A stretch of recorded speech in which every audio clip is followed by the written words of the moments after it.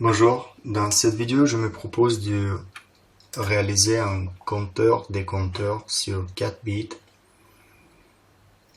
qui va compter de 0 à 15 en décimale. Pour cela, je vais procéder à le remplissage de ce cahier de charges à l'aide de la diagramme d'état que voici dans le logiciel Quartus. Donc j'ai réalisé aussi ce cahier des charges grâce au schéma bloc que je vais vous montrer avant de réaliser la diagramme d'état.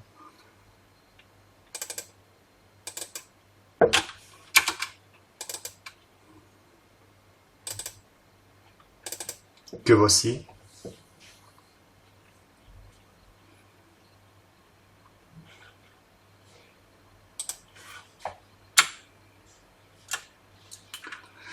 Avec les portes logiques, les bascules D.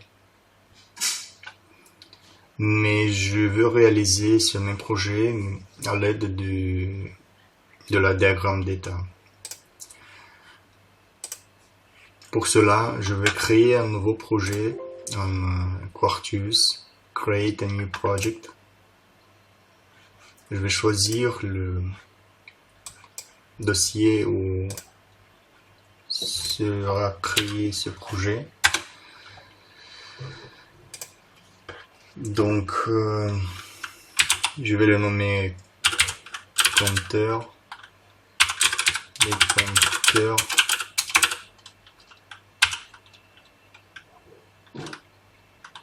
diagramme état. Je vais lui donner le nom de compteur.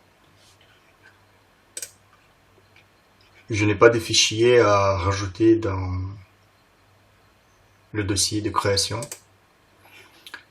Je choisis ma carte, donc pour cela, voici la carte.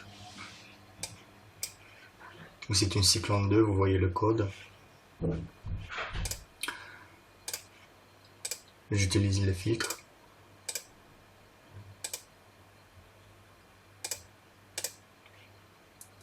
Ah, voici la carte. Next. Je n'ai pas besoin ici parce que je ne ferai pas appel au logiciel de simulation. Mais par habitude, dans la création des projets, je sélectionne ici Model Simaltera et le VHDL. Next. Finish. Voilà. Ensuite, je sélectionne un nouveau fichier. Et comme je dis, je vais créer une diagramme d'état. Pour cela, je vais choisir le State Machine File où je vais remplir la diagramme. Alors je sais que j'aurai 4 sorties puisqu'il y en a 4 bits. 1, 2, 3, 4. Donc je le rajoute ici.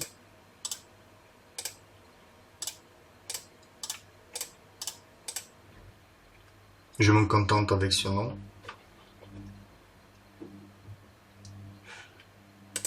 Selon la diagramme d'état que j'ai ici, j'ai besoin d'un commutateur. Ce commutateur va me permettre de se positionner soit en état d'incrémentation, soit, c'est pas état d'incrémentation, soit en incrémentation, soit en décrémentation.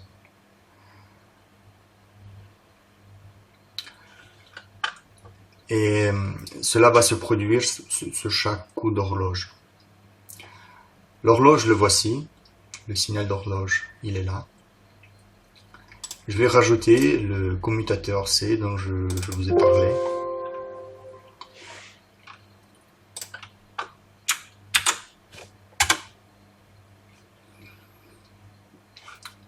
Et maintenant, je procède à la construction de la diagramme d'état.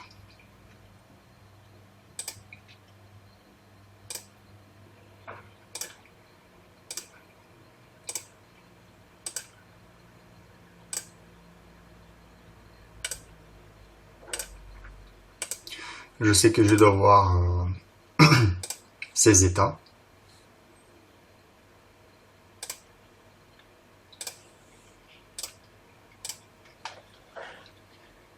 Là, je l'ai rangé ainsi. Le logiciel, après la compilation, il va aller là, s'arranger à sa façon.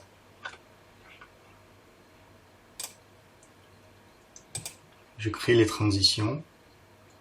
Donc, en sens horaire, je les transitions qui vont à droite, comme ceci.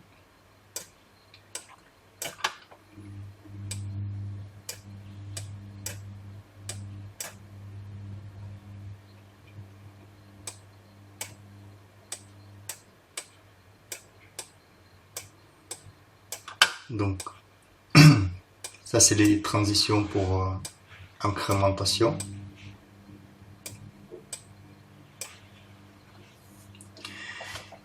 Et dans le sens anti-horaire, j'aurai les transitions de décrémentation, comme ceci.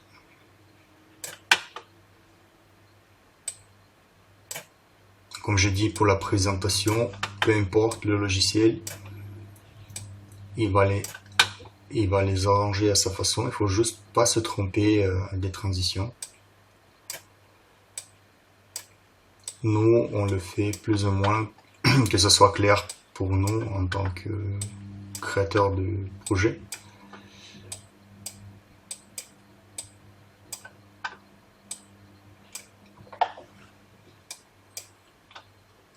Je vais renommer les états comme dans ce diagramme. Je peux les laisser ainsi.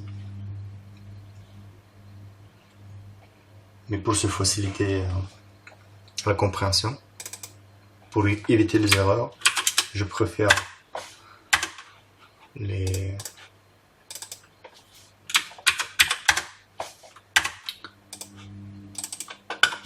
renommer comme dans le cahier de charge.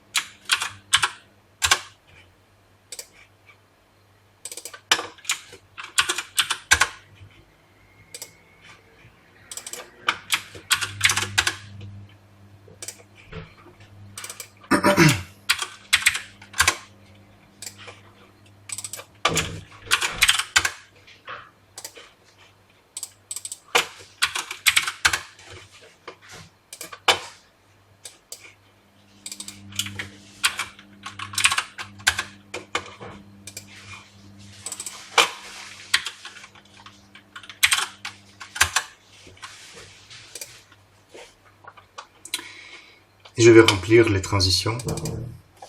Donc ici, je dis dans le sens horaire, on est sur la transition C.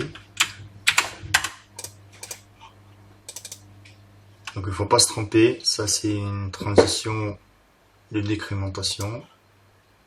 Moi je suis en sens d'incrémentation.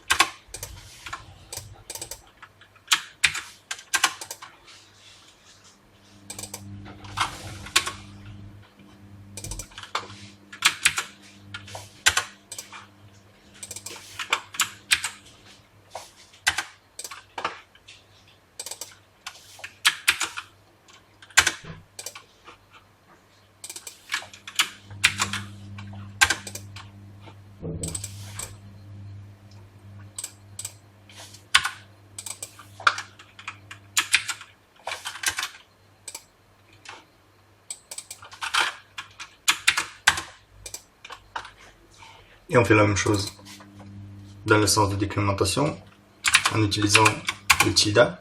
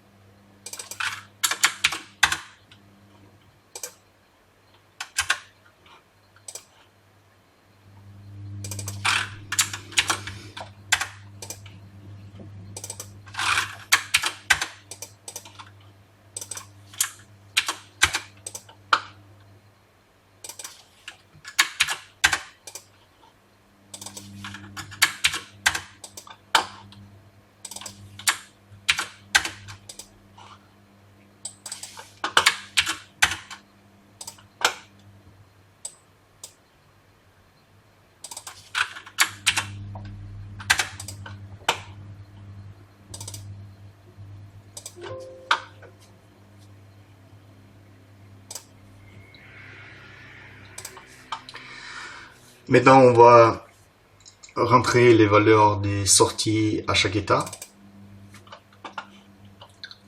Donc, quand on clique sur l'état, on voit l'information générale, on voit les transitions rentrantes. Donc, qu'est-ce qui rentre dans le E0? C'est le E15 et puis le E1. Et aussi les transitions sortantes. Ce qui sort du E0, c'est le E1 et E15. Sous quelle transition aussi. Et c'est ici qu'on va remplir les sorties. Donc je double-clique comme ça. Une fois qu'il est apparu, je double-clique ici. Je introduis sa valeur, c'est 0. Output 2. Output 3. 4. 0. 0. 0. OK.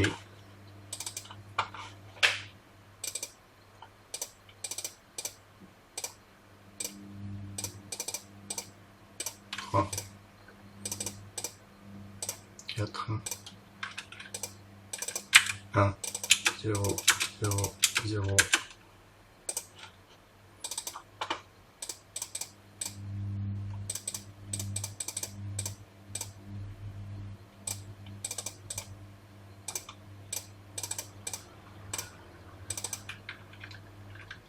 Zéro, un, 0, 0.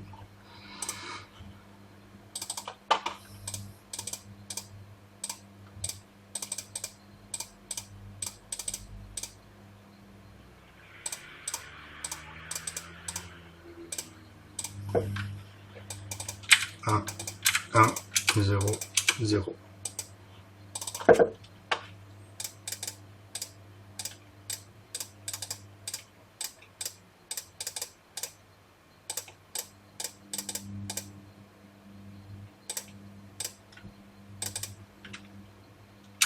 Zéro, 0, 1, 0.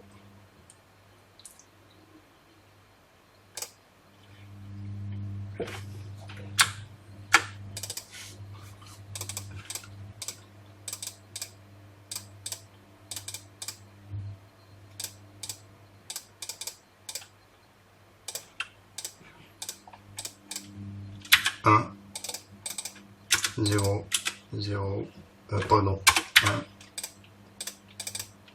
0,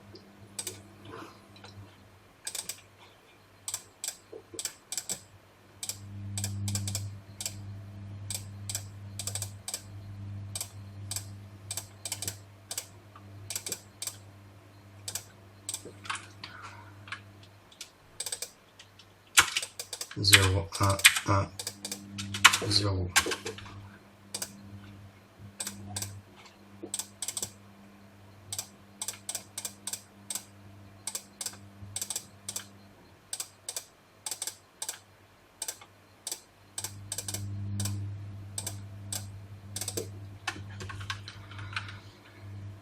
1, 1, 1, 0.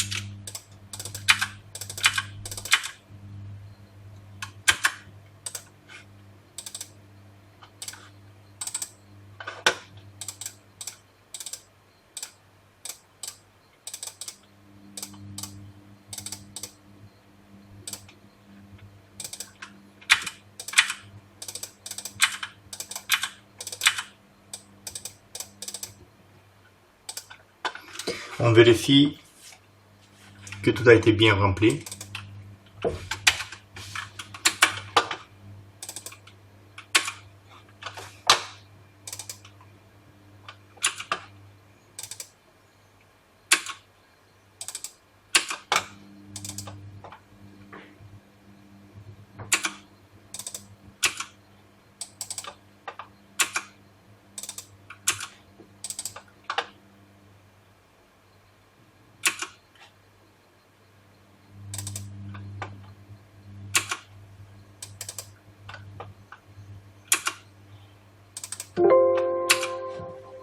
Hop, on peut effacer. Décembre, 10, 11, 0, 0, 11, 0.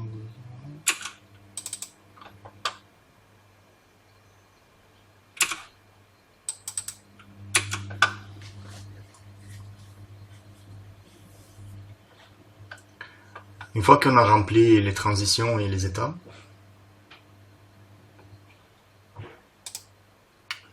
je choisis le State Machine Wizard.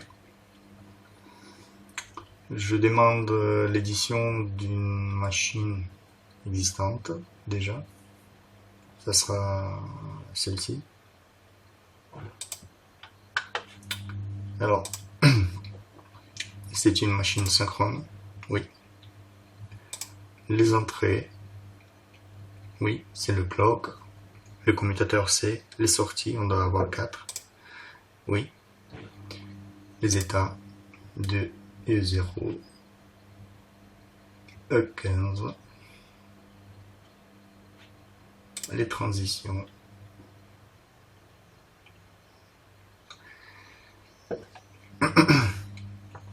Comme vous le voyez, on a pu faire ainsi la table d'état, comme je l'ai fait ici.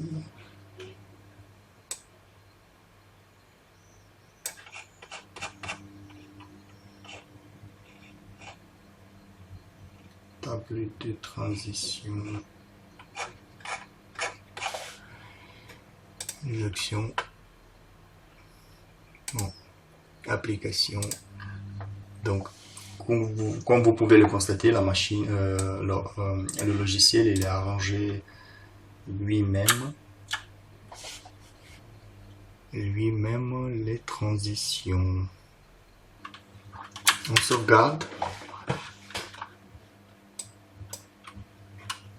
comme ça. Très important, maintenant on génère le code VHDL correspondant à ces degrés d'état. On choisit le VHDL. Voici la génération du code.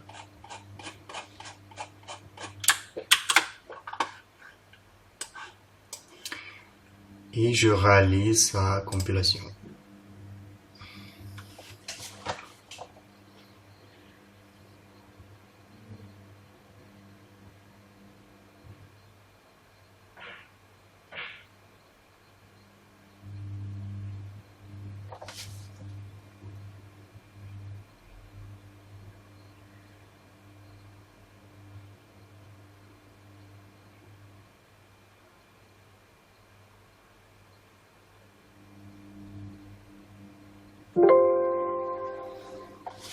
La compilation c'est bien réalisé sans erreur. Il y a quelques warnings. 12.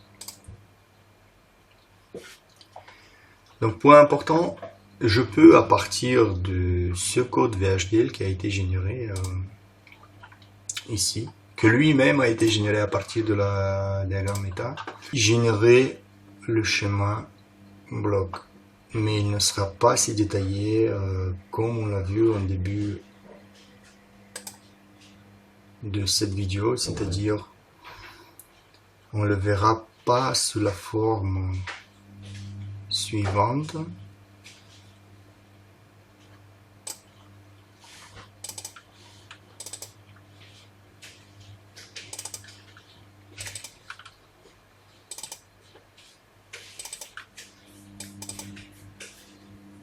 Donc on ne la verra pas sur cette forme que voici.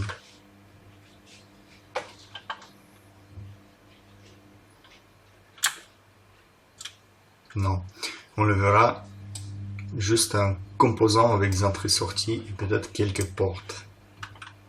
Pour cela, je me positionne sur Files.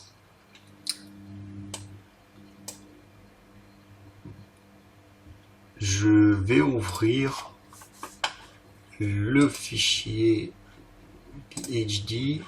Non, il n'est pas ouvert. Oui, donc je double-clique sur Files. Je rajoute le fichier que j'ai vu tout à l'heure, c'est-à-dire le VHD, qui est le fichier VHDL et add. Ouais, ok, maintenant il est paru ici. À ce moment, je clique droite, Create Symbol File for Current File. Donc, il y a la création du fichier, mais on ne le voit pas. Pour le voir, il faut l'ouvrir depuis le dossier de création All File. Voilà, et on le voit ici. Ouvrir, voici. Comme je dis, on ne voit pas tous les portes comme ici. On voit juste le boîtier composant avec ses entrées et ses sorties. On peut également le voir à partir de Netlist Viewer. Et il faut cliquer State Machine Viewer. Ah, pardon, ça c'est la diagramme d'état. Ouais. Ainsi, on visualise la diagramme d'état. Il faut sur Net List Viewer, cliquer sur RTL Viewer. Donc on voit également quelques portes, les sorties, les entrées. Procédons maintenant à la simulation sur la carte. Pour cela, on a compilé, la compilation s'est bien déroulée. On va dans le Tools, Programmer. Ici, on va visualiser la carte.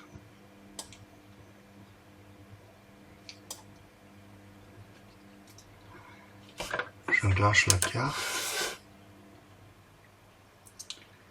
Puis, oui, il faut réaliser bien sûr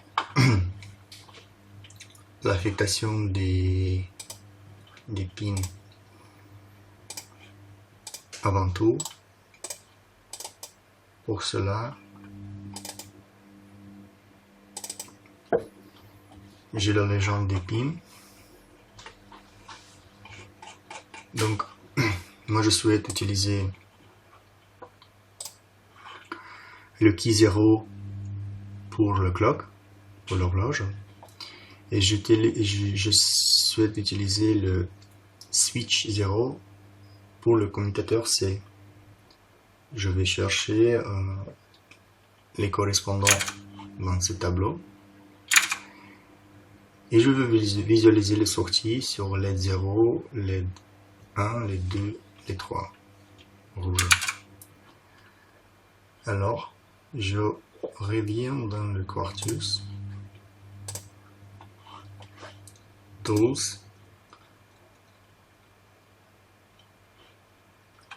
Assignments, Assignment Editor ou Pin Planner. Donc on a ici les entrées et les sorties. Donc j'affecte les entrées. Donc le clock c'est sur key 0. Key 0 correspond à pin R22. Donc je saisis pin R22. Pin R22. Pardon, erreur. On a dit que le clock c'est pin R22 alors que le C c'est le switch 0, pin L22. L22 et alors que lui c'est pin R22. Les sorties, ça va être pin R20, pin R19, pin U19, pin Y19.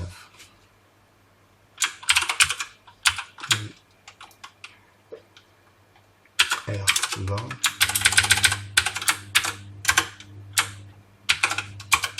pin R19, pin U19 et pin Y19.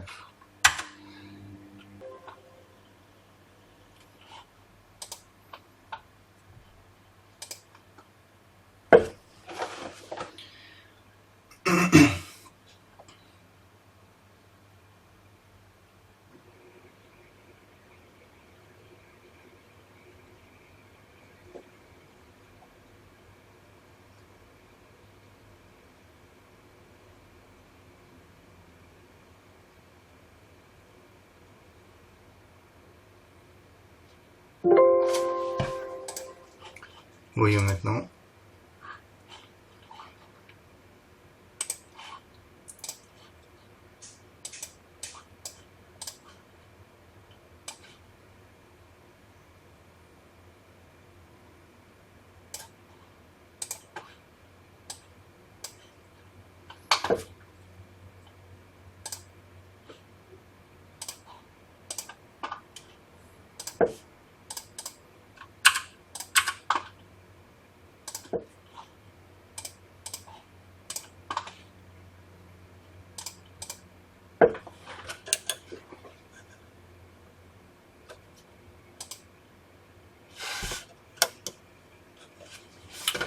Donc, là, le commutateur est sur position 0.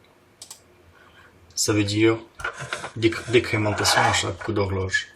15, 14, 13, 12, 11, 10, 9, 8, 7, 6, 5, 4, 3, 2, 1, 0, 15, et ainsi de suite.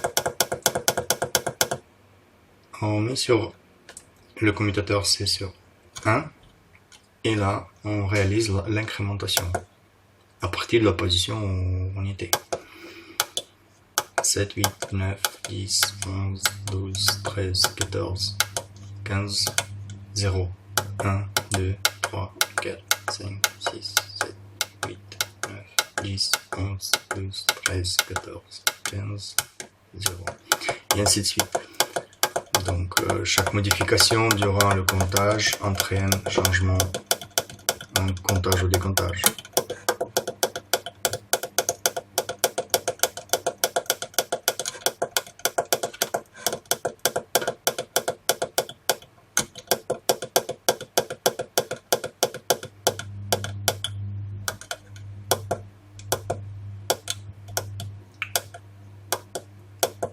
Donc le programme, il fonctionne.